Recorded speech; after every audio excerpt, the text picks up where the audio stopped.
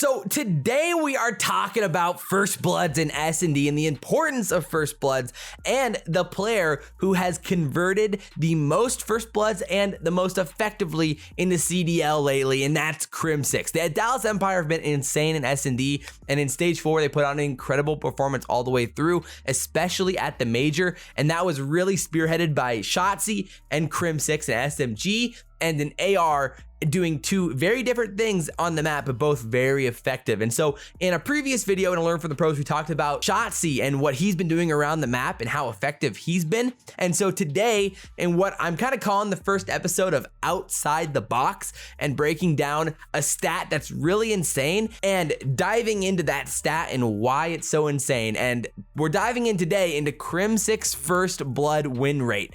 He won 80.95% of his First Bloods throughout Stage 4, which is insane. So that means he's winning 4 out of every 5 First Blood gunfights he's getting into, which is the best in the CDL in that span. And Dallas Empire as a team is converting the most First Blood gunfights out of any team in the CDL on the season.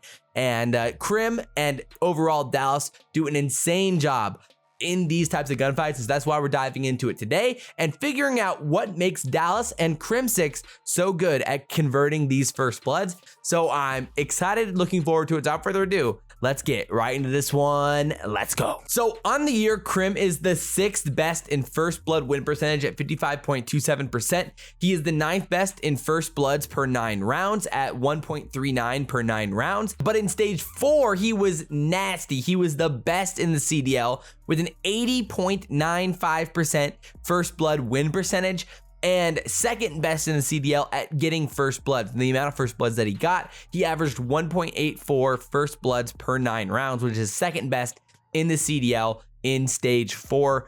And again, not only that, but he was 8th best in just overall kills per round at 7.27 and had the 9th best KD overall in Stage 4 with a 1.22 KD in S&D. So Crim had an insane stage in Search and Destroy, but not only that, the Dallas Empire played incredibly well in S&D on the stage, especially in the Major, competing with some of the best teams, and had some insanely impressive rounds in S&D. We talked about Shotzi's impact in S&D already, and you can go check out that Learn from the Pros video talking about the things that Shotzi does incredibly well, and those were all examples from Stage 4. So that video would pair very, very well with this video talking about S&D and everything else. So overall, of course, obviously, Crim has been very impressive. I mean, there's been a lot of good S&D players on the year. Obviously, we can talk about like a Beezy or Insight or Envoy or Octane, Scump, in Shotzzy, Standy, Hook, but Dallas and then Crim in Stage 4 really stand out above the rest. Crim utilizes a lot of the fundamental aspects of getting First Bloods, where you're coming into the round with a pretty hard set plan,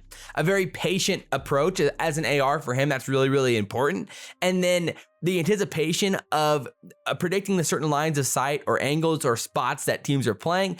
Oftentimes, this would come with a lot of research or preparation, knowing a team's tendencies and knowing where teams like to sit and play.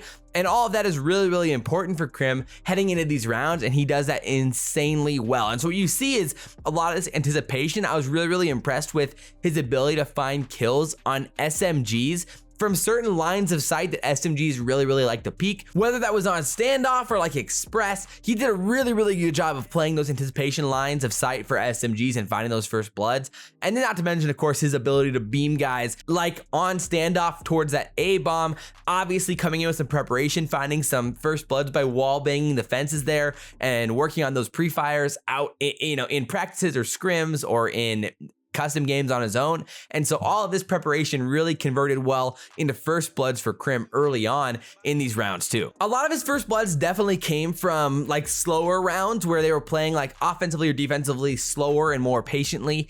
And he really worked that time incredibly well, playing for information, valuable information for his team, repositioning, working on different angles to kind of work those lines of sight. He did that very, very well, and that also effectively converted into more First Bloods for him too. And then of course, one thing that you definitely noticed while going through the film was oftentimes he was that island player, quote unquote, the player that played kind of on his own, especially on Moscow, where if you saw Crim, more than likely that meant that there weren't very many other people around him. He was generally playing towards that A side, the A bomb, working on the staircase or something like that, playing the flank. and really doing a really good job of that for Dallas. And we've seen Crim absolutely dominate, kind of playing that flank side like on Express throughout the year, and finding those first bloods from like top on catwalk or from the flank, or playing those lines of sight through mid by train. He's done a really good job of that throughout the year. And again, it's that patience and the anticipation and really working the timings really well, like in his head, knowing, okay, I haven't checked the flank in X amount of seconds. It takes this long for a player to get from their spawn to this point in the map. And Crim has worked those timings down to a T, and the players who generally dominate the first bloods understand those timings better than anybody, and Crim executed on those insanely well throughout stage 4. I mean, he was just overall really good at leveraging his teammates' lines of sight, his awareness, the minimap awareness, to know which angles he needs to watch, which angles he doesn't. And that was really apparent, especially in the retake situations where they got first bloods. It looked really good, and you really understood Crim's ability to see the big picture on the map, his experience coming to play there, working those bomb sites and the retakes, especially on Express. Seems like Crim has a very good feel of Express as a map, which of course you would expect him to, considering how much he's played Express in his career back in Black Ops 2, now in Cold War. It was just overall insanely impressive. The only kind of like negatives we ever saw was like during stage 5, at least to my counting, that Crim went 19-5 in First Blood gunfights, which is right there with like the 80 percentile or 80% win rate. Overall, really impressive. And the few times he got caught was basically, normally it was on defense, and he was just overextending, getting a little bit greedy with the lines of sight he was peeking, where it might be a little bit of an untradeable line of sight or a tough gunfight that he's trying to take there. There was a few where he just caught some bad timing, which is going to happen, inevitably once in a while.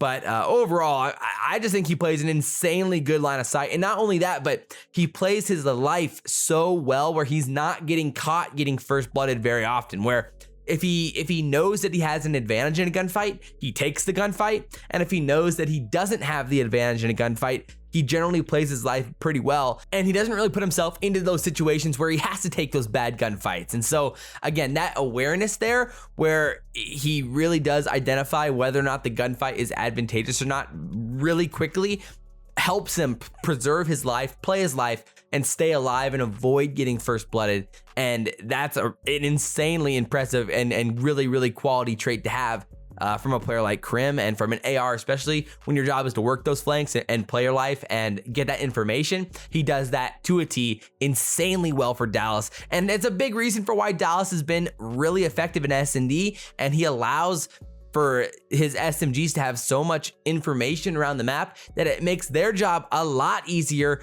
to identify and eliminate the areas of the map where the other SMGs could be, or the other players in the opposing team could be as well. And so overall, Crim played an insanely valuable role for Empire, even though some of that shows in the box scores or in the stats, where it shows like, yeah, well, he's winning his first bloods. He's doing a really good job of that. The magnitude at which he was playing for information and really utilizing the first bloods and converting on the first bloods was very impressive. There were a few moments where they didn't necessarily utilize the first bloods very well, maybe once or twice, especially against Toronto and Atlanta, two very good teams at punishing you for mistakes, where Crim maybe got a little bit overzealous or a little bit greedy with pushing after he got a first blood. But most of the time, he did a very good job of finding that first blood and then getting out of there and playing with his teammates and making sure that he had a teammate near him to play off of after they got that first blood, to capitalize on the man advantage that they already have. The only counterpoint that I would have, that he maybe need to probably continue to innovate, is some of their strategies on those specific maps like Moscow or sometimes on Express, where they can get a little bit predictable with Crim being the island player or being the player that's all alone on the map watching the flank, where if teams start dialing in on that, where they're like, okay, we see Crim's here, let's rotate back and leave Crim and play a 4v3 on the other bomb site, or push aggressively in another part of the map to utilize our numbers towards their teammates. Or, oh, we see Crim, let's just push him and get him off the map, then rotate towards the other bomb site. Things like that could work, where generally they're using Crim as that beacon to find the information, and teams could start playing off of that when they start identifying where Crim is. So those are kind of the counterpoints, but overall, I'm really interested to see what Dallas's S&D looks like the rest of this year in stage 5 and heading into CoD Champs. and we can learn a lot and take away a lot from how Crim is playing, how Dallas is playing S&D. What I've said recently is that stats are like the lighthouse. They tell you where to go, but they don't always tell you exactly what the situation is, and you got to go and look at the footage and the gameplay itself to figure out what's going on. So I hope you guys enjoyed this video, the first episode of Outside the Box, I guess. If you guys enjoyed it, like, comment, subscribe. Drop a comment down below. It really does help the channel a lot, helps myself out a lot. And hopefully we can do more of these videos in the future if you guys really enjoyed this one. I'm currently in the process of like sort of moving. I got some of my stuff moved out here early and I'm not moving for another few weeks. So it's gonna be a weird schedule for the next few weeks, but I hope you guys enjoyed this one. And I really do appreciate all the support. I'm trying this full time and I cannot do that without you guys. So I really do appreciate it. But as always, guys, I'm your boy SalvationsElite, and we will see you next time. I'm out.